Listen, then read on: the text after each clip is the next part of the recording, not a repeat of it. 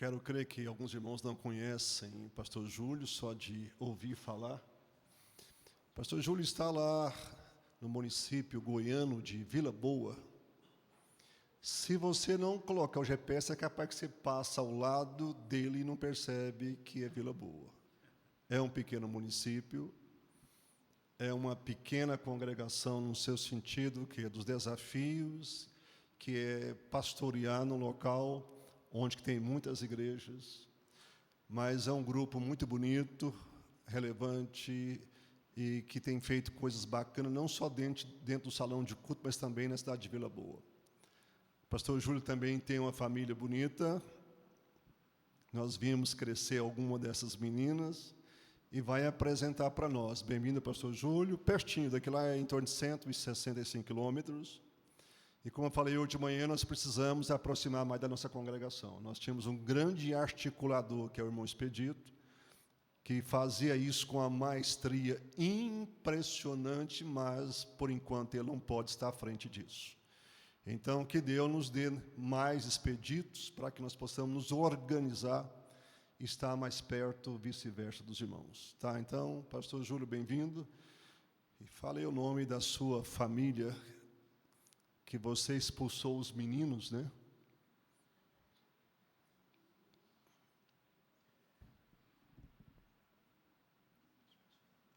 Boa noite, graça e paz. Eu sou pai de meninas, mas, como o senhor é fiel, me fez avô de menino. Né? Meu neto está com 20 dias. 20 dias de nascida, meu primeiro neto. Pensa no avô babão. Só que ninguém deixa eu pegar ele, gente. É impressionante. A gente chega lá, as meninas tomam conta, a Nalva, ela acha que ele só gosta dela. Nalva é a minha esposa que está ali, né? Mas impressionante que ele só fica calado no colo dela. A Júlia pega, ele chora, Manuela pega, ele chora, eu pego, ele chora, está deixando o avô traumatizado. Aí ela pega o menino, fica uma bênção, chega a rir. Mas ela faz eu rir também. Então minha esposa está ali, evangelista Nalva, minhas filhas, a do meio, Manuela, né, que é a mais velha, a Juliana, que é a mãe do João. E a caçulinha, que é a Júlia, que é adolescente, está ali. Essa é a minha família, a família que Deus me deu. E que para mim é o meu tesouro mesmo, né? Então eu sou grato a Deus pela minha linda família, esposa, filhas, pelo João Miguel, que é o meu neto, pelo meu genro, que é uma bênção também. Enfim, por tudo isso que Deus me concedeu, né? Que Ele me deu como um presente para que a vida seja mais tranquila. E a família é esse conjunto de pessoas que estão ali unidas para fazer com que a vida flua melhor, para que um ampare o outro, para que um ajude o outro, para que um esteja ao lado do outro, para que nós sejamos braços e pernas uns dos outros, para que o corpo possa, né, ser saudável. Eu sempre entendi família, igreja como uma coisa só, como um corpo, né, onde somos membros uns dos outros, trabalhando pelo bem comum. É assim que eu entendo família. E o pastor Paulo me incumbiu de estar aqui essa noite para tratar desse tema que é tão relevante, né? E que precisa ser pensado por nós, porque nós somos, digamos assim, os guardiãos dessa instituição criada por Deus, que é a família. Hoje em dia nós temos aí várias, vamos dizer, várias formações familiares. Mas para nós cristãos, a família é aquilo que Deus instituiu. A gente não vai aqui desmerecer, desfazer, questionar, polemizar qualquer outro tipo de núcleo familiar. Mas nós vamos reforçar aquilo que nós entendemos como família. E eu acho que essa é uma reflexão que nós, enquanto cristãos, precisamos ter. Eu vejo muita gente preocupada em combater muita coisa.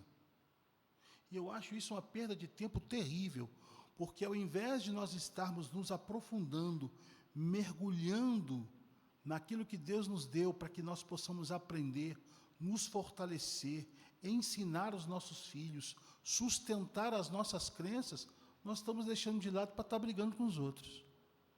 Não foi para isso que Deus nos chamou. Então não é para combater, é para fortalecer aquilo que nós temos como verdade para nós. E é essa a intenção nessa noite, que nós reflitamos, porque depois que o pastor Paulo me fez o convite, eu fui orar e pedir direção para Deus.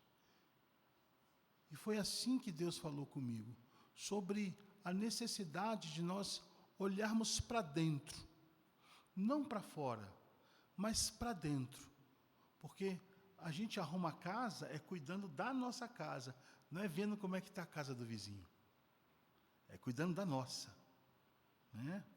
Então eu quero convidar você a abrir sua Bíblia no Salmo de número 127, no capítulo de número 1. Vou fazer uma coisa que o Damião falou, pastor, o senhor já abre logo a água, que é meio difícil, né, para não ficar lá na hora que der sede, aí fica lá com dificuldade de abrir, aí tem que ficar um lá, amém, aleluia, glória a Deus, enquanto o pastor está brigando para abrir a água.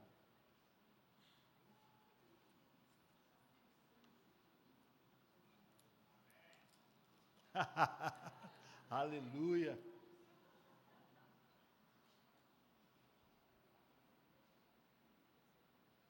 Salmo de número 127, o capítulo é o de número 1.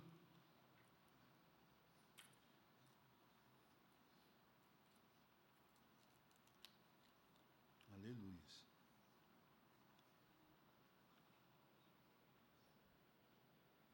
Escreve o salmista: se o Senhor não for o construtor da casa, inútil será o trabalho dos construtores. Se o Senhor não vigiar a cidade, inútil será a vigília da sentinela. Em versões mais antigas, está assim: se o Senhor não edificar a casa, em vão trabalham os que edificam. Se o Senhor não guardar a cidade, em vão vigia a sentinela. Quero convidar vocês a orar, vamos?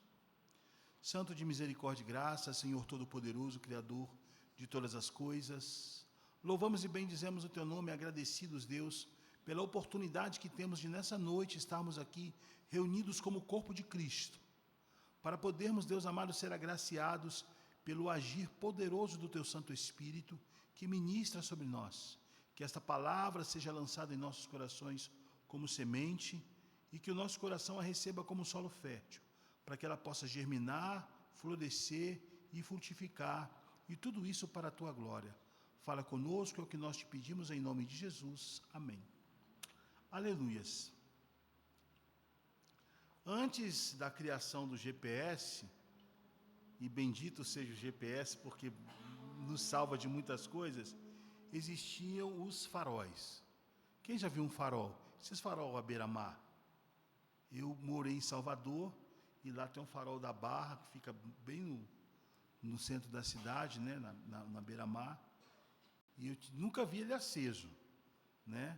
Mas os faróis, eles foram criados para ajudar as embarcações, dentre muitas coisas, a navegar por caminhos seguros, por rotas seguras, né? Os navegadores, eles viam de longe e se valiam deles para evitar chegar muito perto da encosta, encalhar a embarcação, corais, recifes, bater em alguma rocha. Então, como eu disse, o farol, ele iluminava o caminho, mostrava para o navegador a rota segura pela qual ele podia navegar e seguir adiante. E eu comecei a pensar essa mensagem, e o farol foi a primeira coisa que me veio, essa luz que ilumina o caminho. E aí logo me veio o texto de João 1:3, em diante, que diz assim, olha: Todas as coisas foram feitas por intermédio dele. Sem ele, nada do que existe teria sido feito. Nele estava a vida, e esta era a luz dos homens.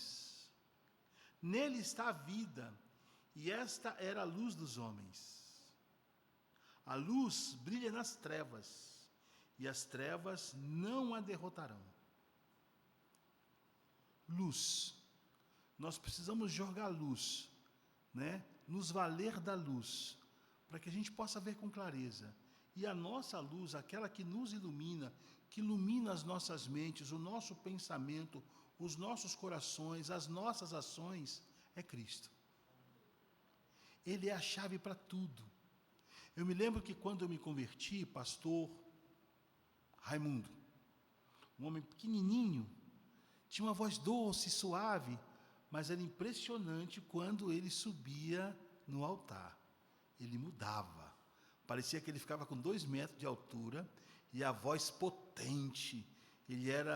Nós nos congregávamos na igreja do Evangelho Quadrangular, então ele era aqueles pastores que pregam com muita veemência, né? Então ele mudava muito. E ele me dizia sobre... Uma vez eu perguntei para ele assim: pastor, como é que eu faço para saber se eu estou fazendo aquilo que é da vontade de Deus? Ele falou: coloca Jesus no seu lugar. Pensa se aquilo que você vai fazer, Jesus faria. Se ele fizer, está certo. Se você entender que Jesus faria, está certo. Mas se você entender que ele não faria, então não faça. Jesus é luz para tudo. É ele que nos conduz. Ele é esse farol que ilumina o caminho para que a gente consiga navegar em rotas seguras. E nós vivemos um tempo de transição, onde aquilo que era sólido e concreto, né, deixou de ser, ruiu, acabou, né? Aquilo que norteava o indivíduo, a vida dos seres humanos, as famílias, e a sociedade tornou-se liquefeita. Escorreu entre os dedos, já não é mais assim, né? A igreja de 30 anos atrás, quando eu me converti, não é a mesma da agora. Os questionamentos, as pessoas, os irmãos, as expectativas mudaram muito, né? E aí a igreja precisa se posicionar, né? Porque os nossos valores não se liquefizeram, eles não escorreram pelos nossos dedos. Nós não somos uma comunidade líquida. Nós temos concretude, nós temos verdades inabaláveis, nós somos forjados e nós somos edificados, como disse a irmã, na rocha, né? E isso muda tudo. Tem um psicanalista brasileiro chamado George Forbes, que ele alcunhou uma expressão que é desbussolado, né? E quando a gente olha, essa palavra faz tanto sentido, porque a gente vê mesmo uma sociedade perdida, sem saber o norte, o rumo, sem saber para onde vai, sem saber o que quer, e parece que quer tudo e ao mesmo tempo não quer nada, né? Ele descreve bem esse ser humano sem norte, sem rumo, vivendo nessa sociedade que é líquida. A comunidade cristã não pode ser, mas a sociedade tem esse liquefeito, está nesse processo transitório daquilo que era verdade, para que deixou de ser, e que agora o que é verdade. Esse é um questionamento que muita gente tem se feito, né? E tudo se tornou muito efêmero, muito, sabe, muito, hoje é, amanhã não é mais. É igual o celular, você compra no início do ano, no meio do ano ele já está obsoleto. É um saco isso, né? Porque ninguém tem dinheiro para estar trocando de celular de 6 meses. E aí tem uma galerinha que quer sempre estar, né, no topo ali, no top, e aí fica louco querendo trocar o celular e aquela coisa toda. A gente não consegue acompanhar a tecnologia, né? E não é só a tecnologia da informática e tal, é toda ela. E existe uma tecnologia também social, que nós também não estamos conseguindo acompanhar, até porque ela não está meio muito concretizada, não é uma coisa muito clara. O que é a verdade de hoje? Né? O que as pessoas estão tomando como farol para iluminar o caminho pelo qual elas vão andar? Nós temos Jesus. E a sociedade tem o quê? Antigamente tinham valores morais, valores éticos, hoje nem isso mais. Porque tudo pode, tudo é certo, tudo é normal, né? Tudo é meu direito. Então, quando a gente fala em liquefação da sociedade, da moral, da ética, dos costumes, né? A gente fala sobre isso, sobre o que se tornou essa sociedade sem rumo. E qual é o nosso papel, né, dentro dessa sociedade? Que, né, está nessas condições, e a gente percebe também que dentro da nossa comunidade existe também uma certa afetação de tudo isso. Porque hoje a gente vê igreja de tudo quanto é jeito. Tem igreja que pode tudo. Tem igreja que não tem regra. É um Jesus que não espera nada de ninguém, que aceita tudo, entre aspas, né? E as pessoas vão dizendo que isso é cristianismo. Definir quais são esses papéis dentro da família, dos entes que a compõem, é fundamental. Saber o que é uma família, como é que ela é formada, quem são os entes que a compõem e qual é o papel de cada um desses entes da família. Isso é importante. Primeiro vamos lá, o que é família?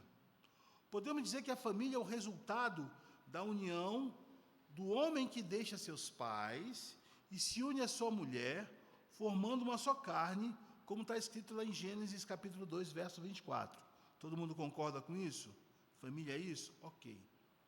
Vamos entender o que é essa uma só carne, né? Eu penso isso de duas perspectivas. A primeira é da simbiose do casal, né? Essa associação íntima e mútua entre os dois seres que são distintos, o homem e a mulher, se fundem, né? E dessa fusão vêm os frutos, que também é uma só carne, né? Está ali a Manuela, está ali a Júlia, uma só carne, que é resultado dessa simbiose entre eu e a minha esposa. Isso é uma família, né? Olha o que diz lá no Salmo de número 128. Vamos lá, verso 1. Bem-aventurado todo aquele que teme ao Senhor, aquele que anda nos seus caminhos. Você comerá do fruto do seu trabalho, será bem-aventurado e próspero. A sua mulher será como videira frutífera dentro da sua casa. Os seus filhos serão como brotos de oliveira ao redor da sua mesa. Assim será abençoado o homem que teme ao Senhor. Esse era um dos cânticos chamados cânticos de subida ou de ramagem. Se cantava subindo para Jerusalém quando os judeus iam adorar, né? A tradição judaica, as festas que tinha dentro da religiosidade judaica. Portanto, Deus, ele exige e ele cria uma estrutura familiar sólida e imutável, que é estabelecida por ele. Então, a família é isso, né?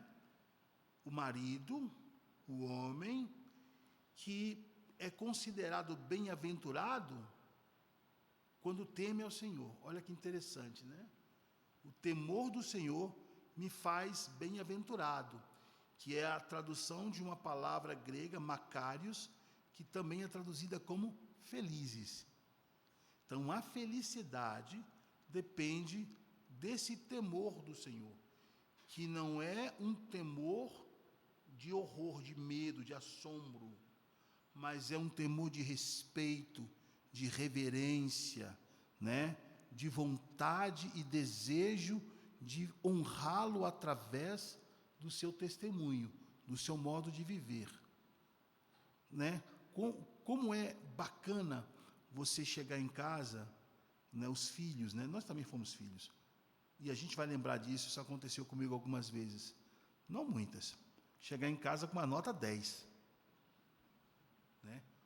Nossa, eu chegava em casa assim, né? Olhava no olho do meu pai e falava, pai, tirei 10. Meu pai era militar, era aquele. Na verdade, ele não era militar. Ele era um homem que não foi militar e ficou traumatizado porque não foi. Mas agia como um. Né? Mas ele ficava orgulhoso, eu via. Mas ele não dava o braço a torcer, que ele era aquele pai durão. Muito bem, não fez mais que obrigação. Mas me dava um dinheirinho. Né? Era a forma dele mostrar que ele ficou orgulhoso. E isso me envaidecia. Esse é o temor que Deus espera que nós tenhamos dele. Essa alegria de sermos aprazíveis aos seus olhos. Né? E isso gera felicidade. E esse é o homem bem-aventurado. Esse que teme ao Senhor e diz mais, que anda nos seus caminhos. Então aqui já começa a definir o papel do varão. Percebe? Ele tem um dever que é temer ao Senhor, para que ele seja bem-aventurado, e ele precisa andar nos caminhos do Senhor. Para quê? Para que ele possa desfrutar do seu trabalho, para que ele tenha uma casa abençoada. Diz o texto ainda no verso 2, será bem-aventurado e próspero. Percebe? Nós temos um dever, enquanto varões, enquanto homens, de sermos temente a Deus, de andarmos no seu caminho, porque a gente é exemplo também, vamos lembrar disso, né? Para que nós possamos ser bem-aventurados e prósperos. No verso 3 diz assim, a sua mulher será como a videira frutífera dentro da sua casa. Eu, quando leio esse texto, eu fico imaginando a minha mãe, né? Ela tinha um cuidado com as plantas dela. Minha mãe era chamada de dedo verde. Vocês já ouviram falar isso? Essa expressão? É aquela pessoa que pega um galinho de qualquer coisa e enterra aqui, 3 dias depois brota. Minha mãe era incrível com isso. Ela tinha na casa dela antúrios, ela tinha samambaia de tudo quanto é jeito. Tinha avenca, que diz que é um troço muito difícil de se criar, porque é difícil, é muito sensível. Aqueles antúrios, minha mãe tinha um monte de cor. Ela tinha muita... E ela conversava com as plantas, ela fazia carinho nas plantas. E as pessoas ficavam impressionadas quando chegavam lá em casa. O carro do meu pai quase não entrava na garagem, que ficava tudo na garagem, assim, no teto. Lá em casa, para você assistir televisão, tinha que afastar as samambaias. Ficava pendurada no teto. Então, e era tudo muito bonito, muito viçoso, muito verde, muito lindo, né? Então, o cuidado da minha mãe, a gentileza, a delicadeza, a atenção que ela dava para as plantas. Eu fico imaginando essa mulher como a videira. Essa videira frutífera. O marido, o varão, ele precisa ser como Dona Laurinda, minha mãe. Ele tem que ser cuidadoso, zeloso, atencioso, presente, sabe? Ele precisa ter essa sensibilidade para que essa mulher, se torne essa videira frutífera, para que ela frutifique e dê muitos frutos. Né? E aí vem a questão dos filhos.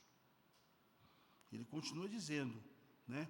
Os filhos serão como brotos de oliveira ao redor da mesa.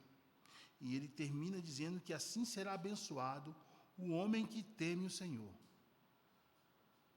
Percebe que aqui já começa a se definir os papéis. A gente começa a entender como funciona uma família. Tem um homem provedor, cuidador, próspero, temente a Deus. Tem uma mulher que é bem cuidada, uma mulher que é suprida nas suas necessidades, né? Mãe de filhos que são uma bênção.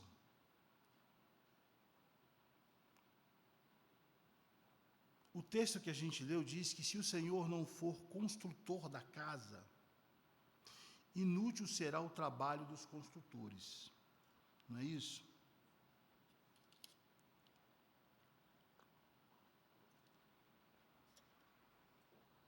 Então vamos lá. Eu entendo que uma boa construção começa pelo bom desempenho daqueles que irão construir, do edificador ou dos edificadores, né? Uma família não tem um edificador, tem edificadores. E é importante que o edificador, que o construtor, que o obreiro, ele saiba exatamente o que tem que fazer e faça o que tem que fazer. Ou seja, ele tem que saber qual é o seu papel nessa construção. Se ele não tiver conhecimento disso, se ele não souber o que ele tem que fazer, ele vai fazer de qualquer jeito e vai dar errado. A casa vai ruir, né? Então ele precisa saber qual é o seu papel. E dentro dessa estrutura familiar criada por Deus, os papéis são bem definidos. O Senhor, ele deixou as coisas muito bem claras para nós. Às vezes a gente é que faz uma confusão aqui, tenta, né, torcer para ter algum tipo de vantagem lá, não sei como é que é, mas ele deixou a coisa muito bem clara.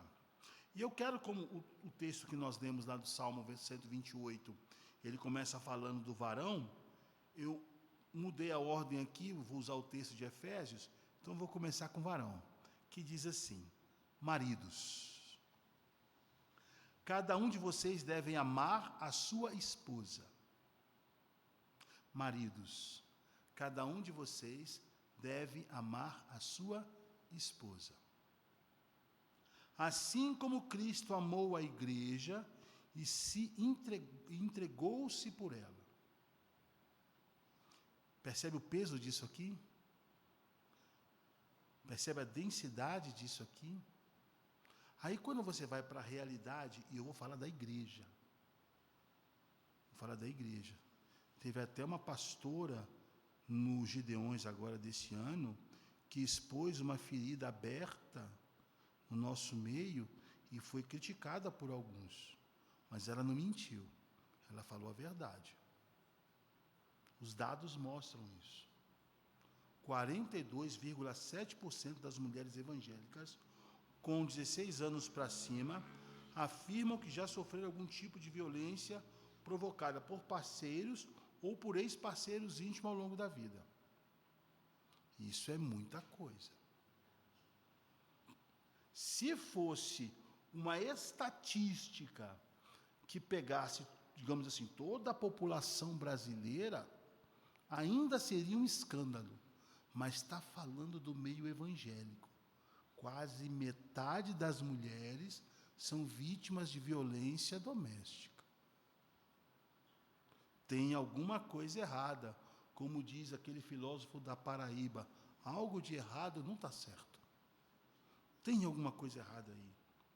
A questão que a gente tem que se perguntar é se esses homens, eles entenderam exatamente esse texto que a gente acabou de ler, de Efésios 25, 25, sobre o seu papel, sobre aquilo que é ser marido.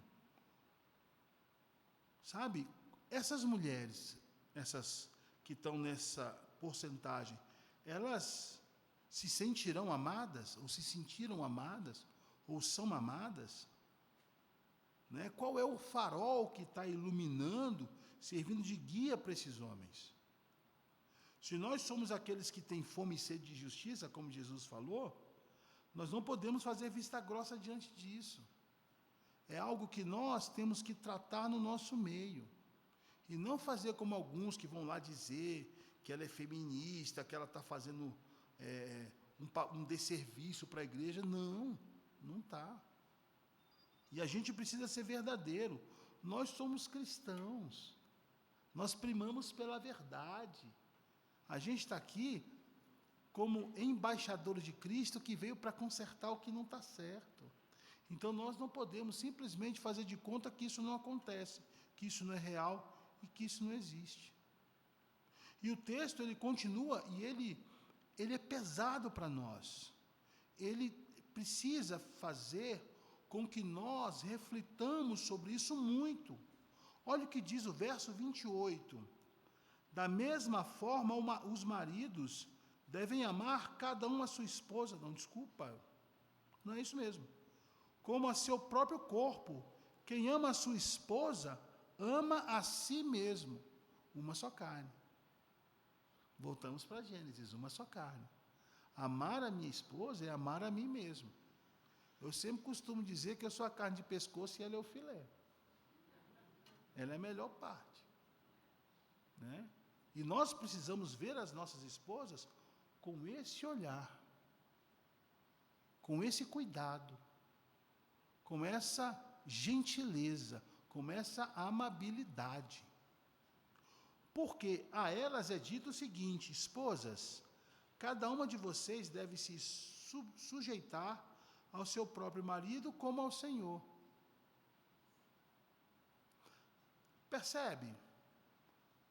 Essa mulher, ela não... Vamos entender uma coisa? Muita gente acha que o apóstolo Paulo está estabelecendo aqui algum tipo de hierarquia dentro da família. O marido manda, a mulher obedece. Muita gente pensa assim. No nosso meio, então, tranquilo. Né? E não é isso que Paulo está dizendo. Porque não é isso que o texto diz.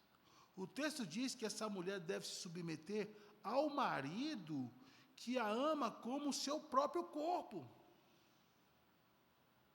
E aí essa mulher, ela não vai se sujeitar a esse homem numa obediência como um subalterno se submete ao seu superior. Não é aqui hierarquia, é escolha. Por que uma mulher escolhe se sujeitar ao seu marido? Porque ele está disposto a fazer por ela o que Cristo fez pela igreja. O que Cristo fez pela igreja? O que Cristo deu em favor da igreja? Né? Nós, maridos, estamos dispostos a isso?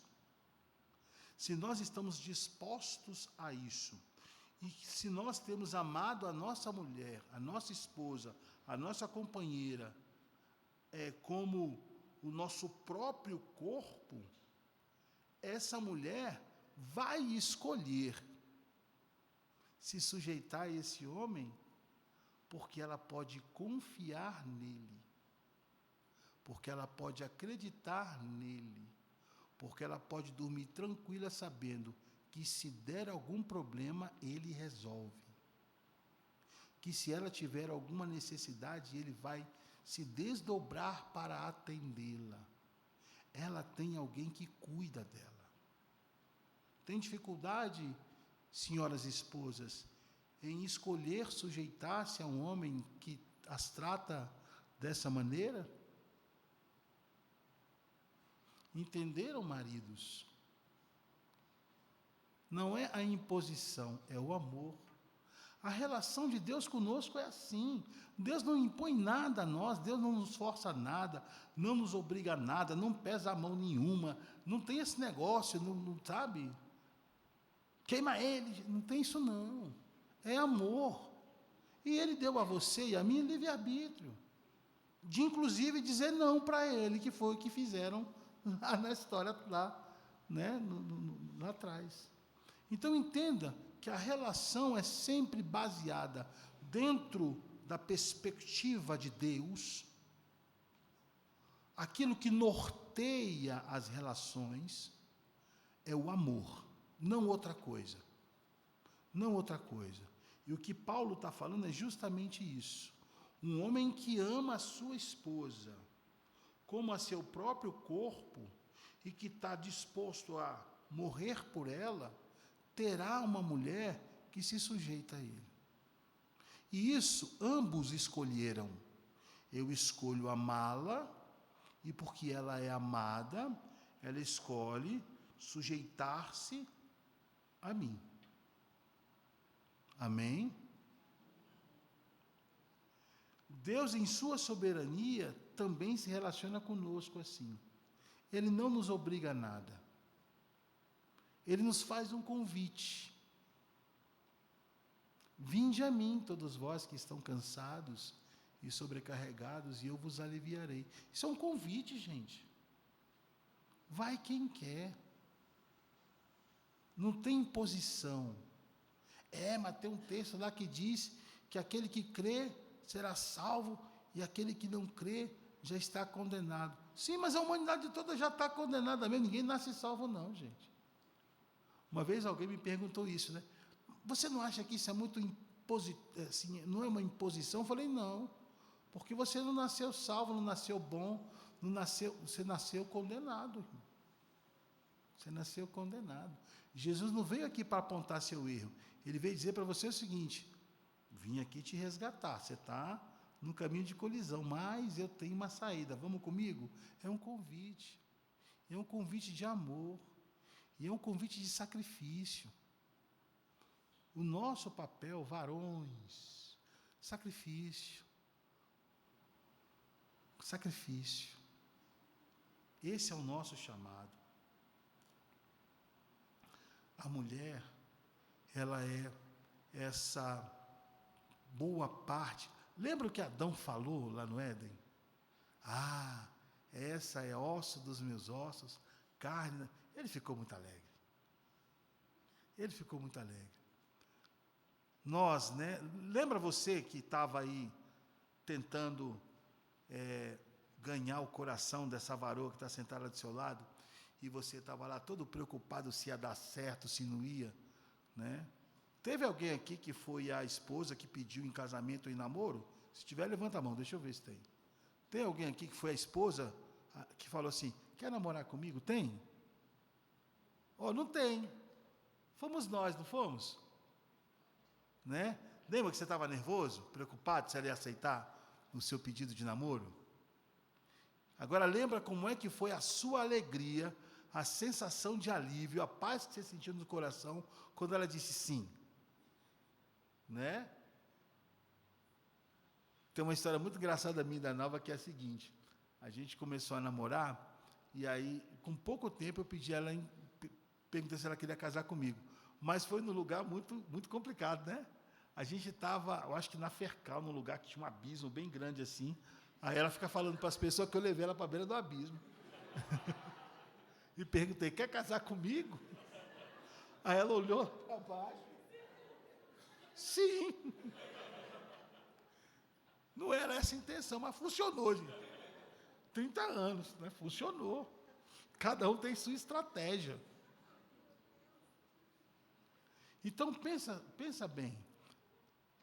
Essa alegria precisa ser mantida dentro do casamento. Porque nós, pais, marido e mulher, somos os construtores desse ambiente onde serão gerados os frutos. E nós somos os cuidadores desses frutos. Olha o que diz em Efésios 6:1. Filhos, obedeçam aos seus pais no Senhor, pois isso é justo.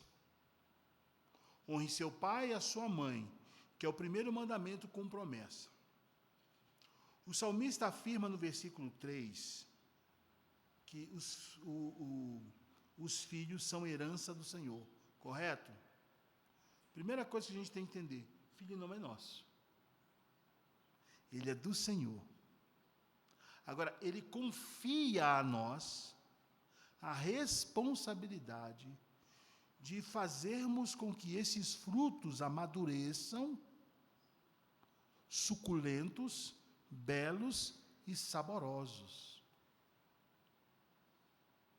Primeira coisa, a gente vai entender também que ter filhos não é uma permissão do Senhor, é uma vontade dEle. Não tem filho que nasça por acidente, é vontade de Deus. E quando Ele nos concede essa responsabilidade, nós temos que entender que nós estamos cuidando de servos e servas de Deus. Porque daqui a, eu vou botar 40 anos. Tá bom para mim, 40 anos, né? 60, 100, tá bom. Eu vou colocar que daqui a 40 anos eu não estarei mais aqui. Talvez o pastor Paulo não esteja mais aqui. Amém. Amém. Talvez. Quem estará aqui são os nossos filhos. Quem estarão aqui são os nossos filhos, os nossos netos. E o que nós estamos fazendo no presente? Qual é o lar, qual é o ambiente, qual é a família que nós estamos oferecendo para esses filhos, para que eles cresçam no temor do Senhor e possam dar continuidade a esta obra que está sendo feita agora. Esse é o lar que Deus espera que nós criemos essas condições para que esses servos e servas de amanhã possam dar continuidade a esse projeto de salvação da humanidade. Então, e aí vamos entender o seguinte, eu li um texto que fala sobre filhos serem obedientes. Parece que não tem muita coisa a ver, né? Mas vamos entender uma coisa? Os nossos filhos precisam ver em nós exemplo, modelo, alguém em quem eles possam tomar como exemplo e ter admiração. Sabe? O que é admirar? É isso. Porque eles precisam de autoridade sobre eles. E entender o que é autoridade é muito importante, porque a autoridade não é quem manda. A autoridade é quem sabe. Né? Quando você diz que fulano é uma autoridade em música, você está dizendo que ele sabe muito sobre isso, não é isso? Né? O pastor Paulo é uma autoridade em teologia sistemática. Ele sabe muito sobre isso. Então, a autoridade não é quem manda é chefe, gente. E a autoridade não é uma coisa imposta, a autoridade é alguma coisa reconhecida. E hoje em dia, muitos filhos olham para os pais e não veem autoridade neles, não veem neles alguém em quem eles possam buscar respostas para os seus questionamentos, porque não olham para os pais e falam, mas ele não sabe.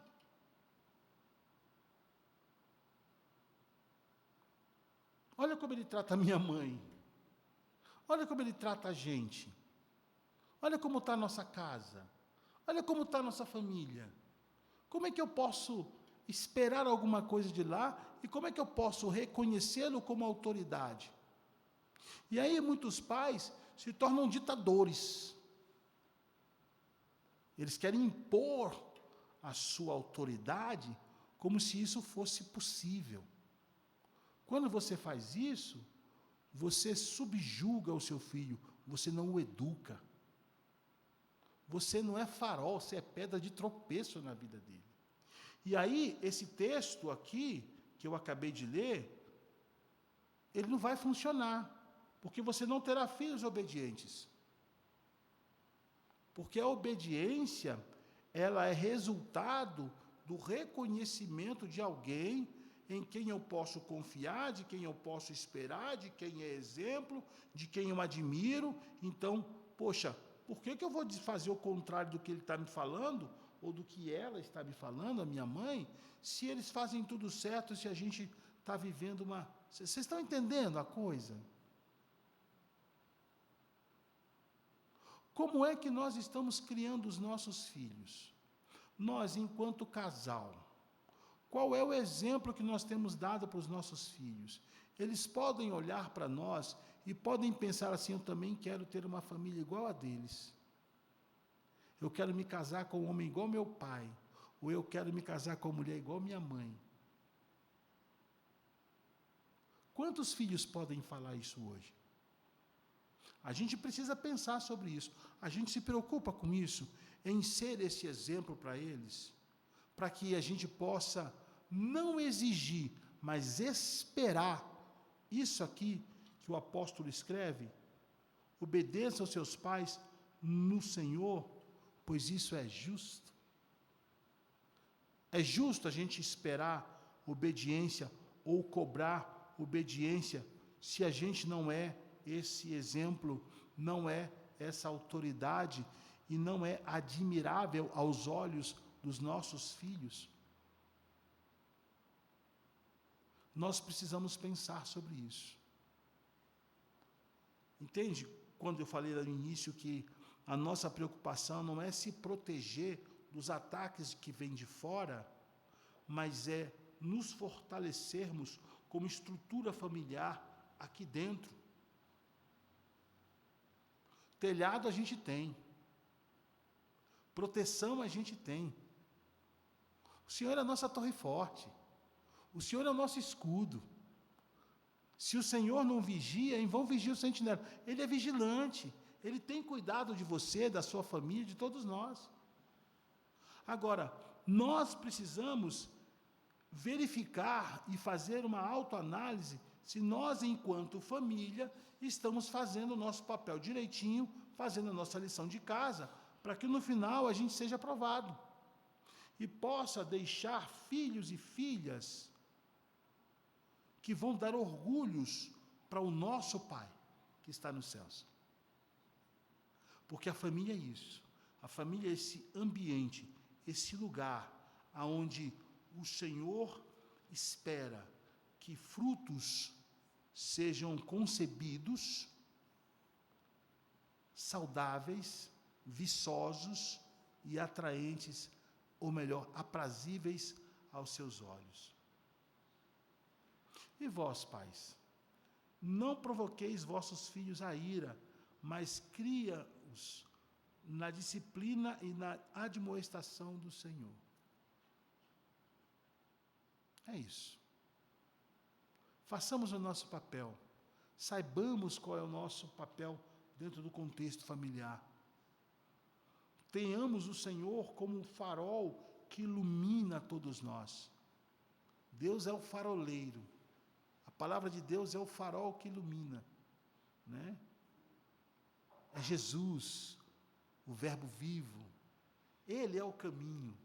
Então a gente sabe por onde deve andar. A gente sabe o que deve fazer. Que Cristo continue a iluminar as nossas famílias, as nossas mentes e corações, para que possamos ser verdadeiramente essa reserva de amor e de cuidado, aonde somos gerados como filhos e filhas, maridos e esposas, para a glória de Deus, porque é assim que diz o texto. Porque dele e por ele e para ele são todas as coisas. Tudo isso é para a glória de Deus. Que ele continue a abençoar a sua casa, a sua família, ao casal, aos filhos, que o Espírito Santo seja esse farol que nos ilumina e que nós caminhemos sobre Cristo, para que possamos glorificar e exaltar o nome do Senhor em tudo, todos os dias, o tempo todo. Amém? Que Deus nos abençoe, em nome de Jesus.